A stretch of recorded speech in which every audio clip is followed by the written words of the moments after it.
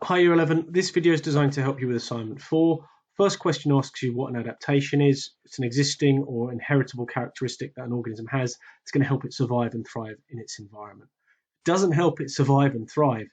It's not helpful. It's not an adaptation. It's something that's deleterious, that's bad, that's getting in the way. That means it's more than likely going to not be as successful as other organisms at being able to pass its genes on, at surviving. So, good adaptations are helpful, they're beneficial.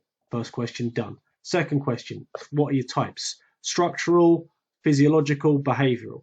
Structural, sometimes referred to as physical, they're actual physical parts. Functional, sometimes referred to as physiological, are processes or products. So a process would be how long it takes you to reproduce, for example. A product would be like a chemical that you would make. Okay.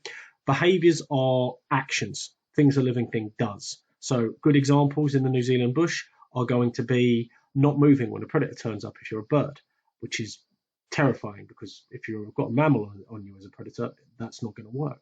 Or being nocturnal or being diurnal or, when you come out at night. Those type of things are actions, they are behaviors. So you do all of that, and then the tasks asks you to, if it's structural, to highlight it in yellow. Now, what that turns into then, these are all the yellow ones, and I'll zoom in, make it nice and big so you can actually see what we're talking about here.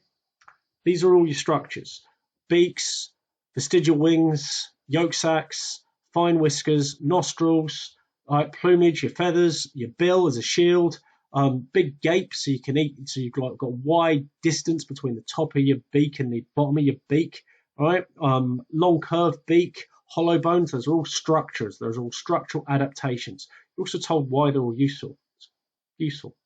Okay, second one is behavioral. Now, again, check the assignment. The assignment says if it's behavioral, it should be in pink.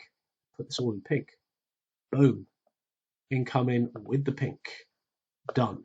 Okay, so actions, remember when we talk about behaviors. Thick snow means it's going to go nest in a forested area. Spends a couple of weeks with its parents before it leaves. Only comes out at night time. That's what nocturnal means. Male kakapos go make a booming noise. Okay, that's an action. That's the thing that they do. Many bird species, such as the crow, they put on little funky little dances. Why? It basically shows they've got a good immune system. They're in good physical health. Can't put on a good dance and display if you're riddled with parasites. So it's a nice way of showing that you've got a great immune system, which is kind of important. The breeding cycle of a kakapo aligns with the fruiting of a rimu tree. Why? Because that's going to mean there's going to be more food for when it breeds, but that is an action. Kakapo has a freezing response. It doesn't move when it senses danger. Great if you're being hunted by something with motion-sensitive eyesight. Not so good if you're being followed by something with great eyesight and a great sense of smell and the ability to find you at night, no problem, even if you're standing perfectly still. The last one are your physiological adaptations, and the thing asks you to do that, putting them in a kind of wonderful kind of bluish teal thing. So there's your example. The product that is made in this place is a kind of a crop milk, which they put all over their crops, which is basically in their inner throats, and they vomit that stuff up to help their chicks get lots of nutrients to keep them all going.